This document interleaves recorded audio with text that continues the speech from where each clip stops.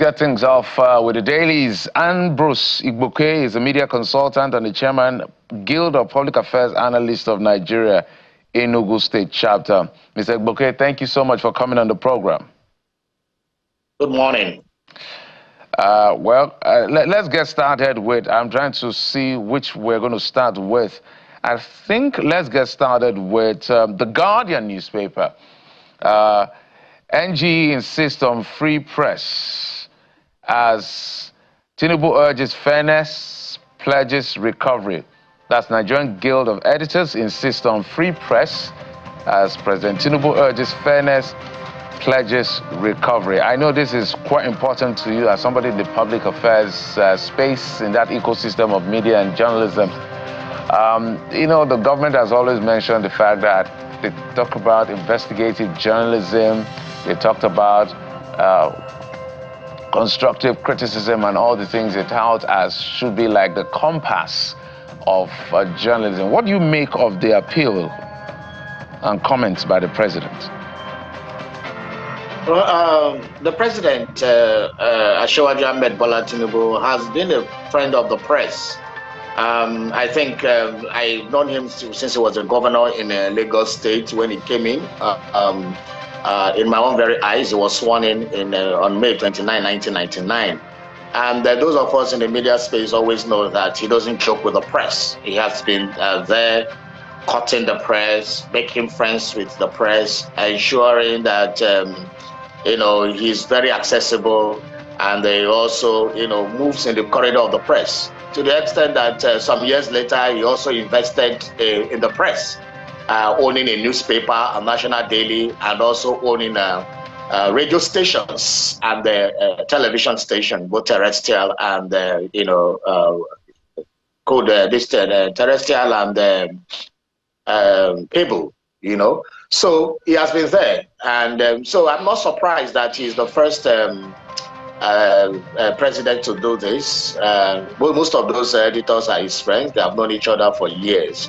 But it also comes to say that the media, whether they are your friends or not, when we see news, it's like we are baying for blood. And when we see news that goes, the press cannot be bought. You state the news the way it states. News is news. And whether the news is negative or positive, so far it contributes to the development of the country. We need to say it the way we need to say it. But again, there's what we call framing in news. I think that's what the president is talking about. As a developing nation, there's what we call developmental journalism, where we need to frame our news in such a way, slant our stories in such a way that it encourages development. Unlike what the Western media want to do with us, they want to always push what is negative about our country. They want where there's war, where there's disaster, where there's famine, hunger, where there's unrest. That's what they want to report about Africa and about Nigeria. But we, as the journalists in Nigeria, we should always want to slant our stories to look at development and support the government in building the country. But again, we also hold the government accountable. So the government should also be careful when they want to say, oh, the media should be doing this. Last time somebody wanted to gag the media that we shouldn't be reporting about the battle against Boko Haram, or when things go wrong, or when our troops you know, are hit, we shouldn't report it. No, that is gagging. That is not what we are talking about.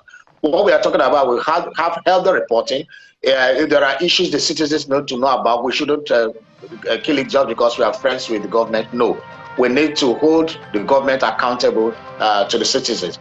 So I remember that the chairman of the NJ, the president, also mentioned the fact that the government should also look at the media to see whether they could subpedal on some of the things, especially VAT on equipment that we are bringing in, and trying to see whether they can subpedal on some of the things. Because Nigerian media journalists are one of the least paid in the world.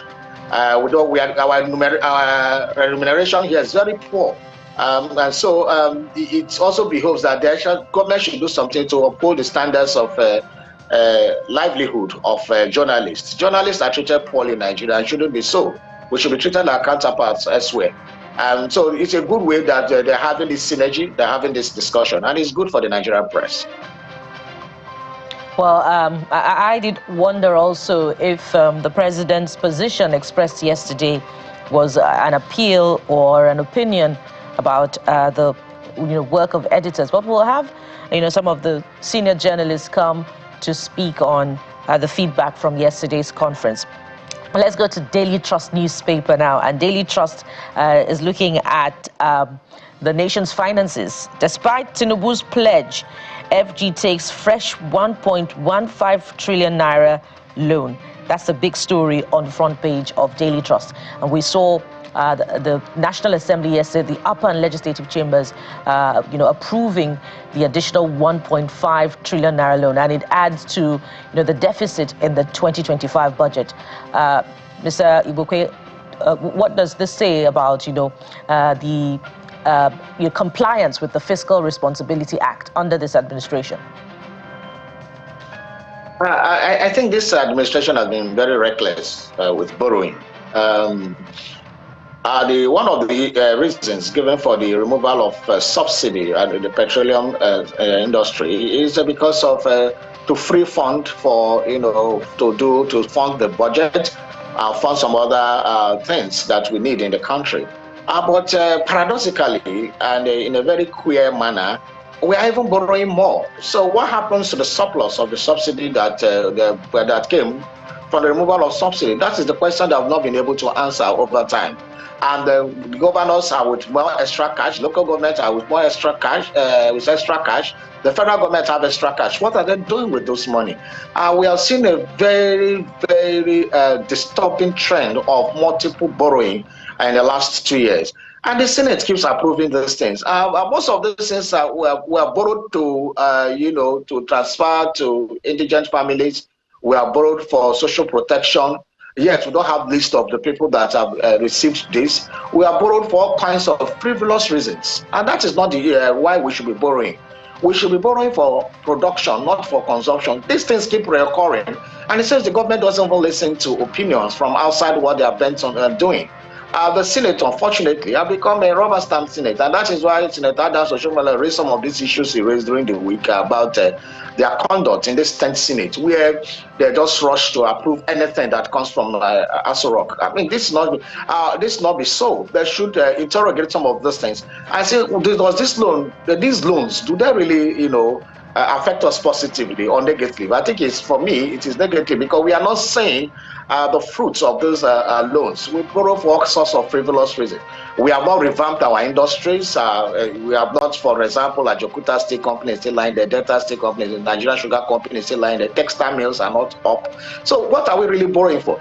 We should be borrowing to, revamp our industries. Our refineries are still very dead. One man, under a few years, built a mega refinery, just one man.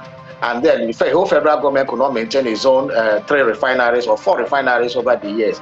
So it's disturbing that we are still borrowing for the 3rd generation. I don't think even the 3rd or 4th generation can pay this debt we have accumulated. We celebrated some years ago when President Obasanjo was the president through the efforts of Dr. Koji Iweala then. We exited from Paris Club, exited from IMF, exited from so many loans, and we are loan clean. But all of a sudden we said that no, heaping loans upon loans that generations of Nigerians will need to pay, therefore putting us in a very disadvantaged position.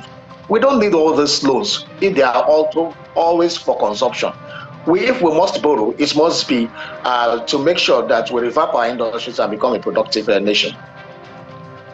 Well, interesting. Let's stay with that particular paper. I'm trying to get to the bottom of it, but I know that that's also been an argument, and some of the people who are responsible for managing funds or aggregating revenue or some form of accretion, sometimes what you call them, it's difficult to be able to get these conversations because, as you said, the initial thing the government did was what they call economic optimization, basically to look at wage bills and the things we can say, okay, let's stop spending money on this, and the public will bear the brunt as consumers, which is why all of the subsidies from electricity to PMS to that of defending the Naira was lifted so that we have now excess funds for the government, especially at the subnational level, which is why the president has been screaming.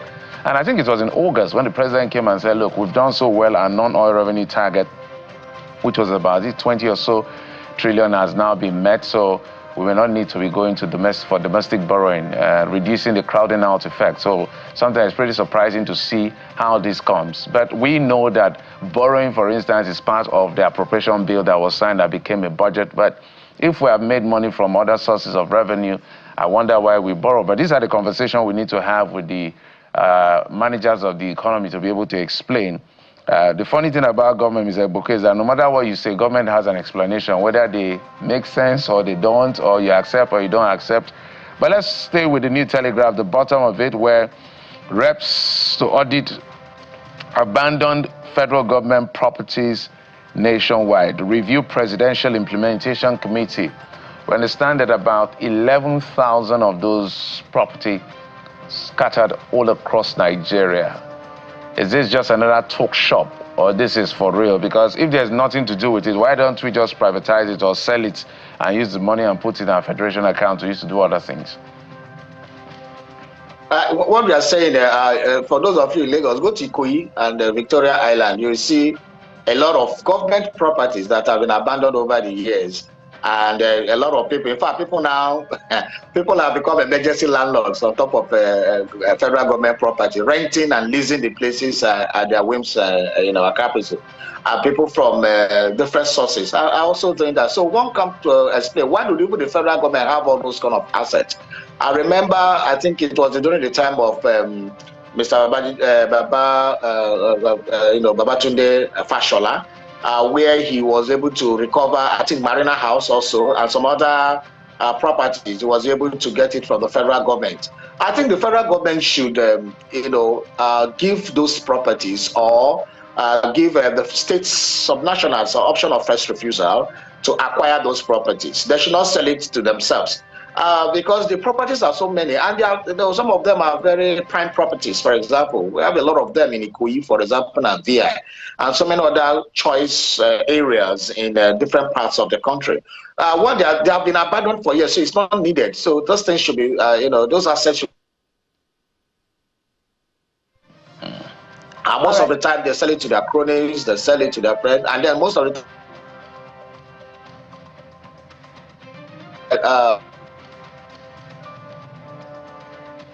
oh dear. So we need to set up a committee to know how many properties we have. Those are the kind of things the international community here has said that we are not a serious country.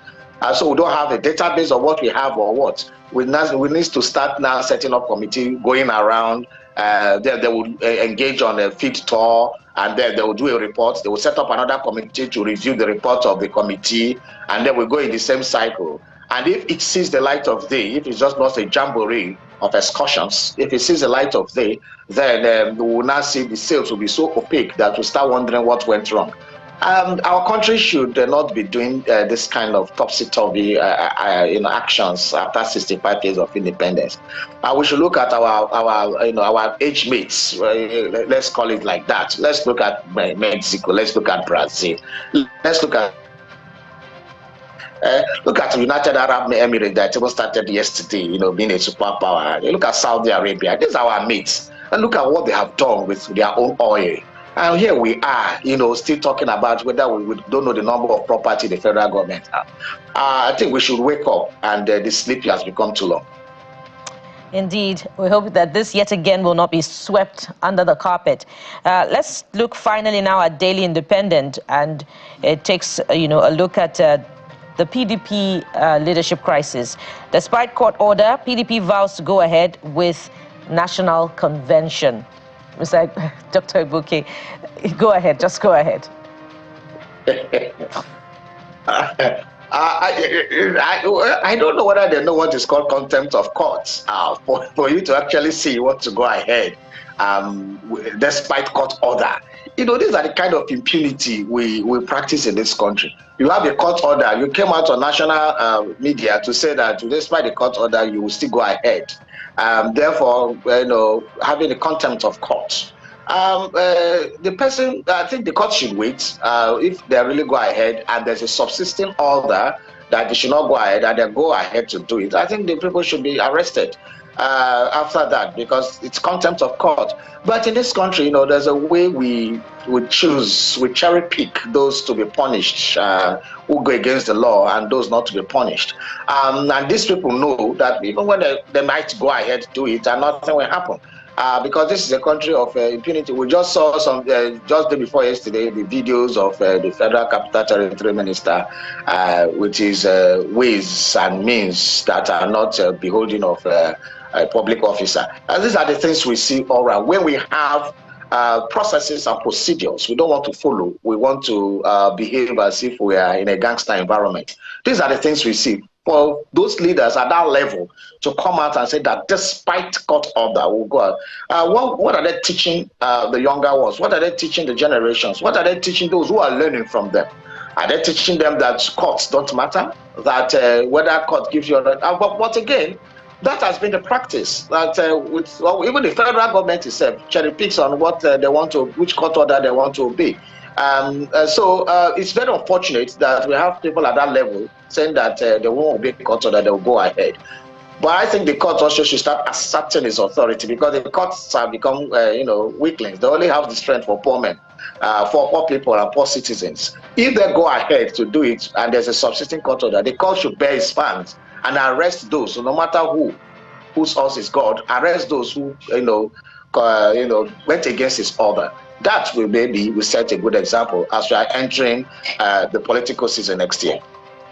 Well said, Mr. Igboke. Apparently, of course, there's cherry picking from federal government to political parties. So, as you said, everything rises and falls on the poor. It's only the poor that the system seems to have power over. But when it comes to all of these individuals, some of these individuals, it looks like the system is handicapped. And that's why we see the level of impunity we see across board. And it's quite shameful. You know, the law is simple. Whether the law is right or wrong, as long as a court, a judgment or a ruling from a court, you obey. And then we are seeing, even in this PDP case, we've seen sometimes, even on political issues, courts that have no jurisdiction hearing cases and giving order. And then court of coordinate jurisdiction giving contradicting order. It's just a mess of the situation. I don't know whether the Supreme Court or the Chief Justice of Nigeria, the National Judicial Council, has to just wake up and do something about this, as you correctly said. Maybe to say any party or any group or whatever that disobeys and refuses to respect our order, if you bring a case, we're not going to hear it. The speed with which politicians get ex parte and judgment and rulings is amazing. So that's why they take these things for granted. But we're here, as we said, to be the watchdog and to call them out when necessary. But thank you, Mr. Ambrose Igboke. Igboke is the media consultant, chairman, Guild of Public Affairs Analyst of Nigeria, Enugu State Chapter. We appreciate you always for coming through for us. Thank you, sir. Thank you for having me on the show. Good morning. We'll take a break. When we come back, we'll discuss the issue of around the alleged Christian genocide and the conversation that have ensued. Well, the federal government said there seemed to be some progress in the diplomatic channel that has been explored. But as the killing stopped, that's a big question. Have the people who have been crying out, which have generated outrage across the world and around Nigeria, have they gotten succor? We'll bring some of the most significant voices as far as this conversation is concerned in just a moment. Stay with us.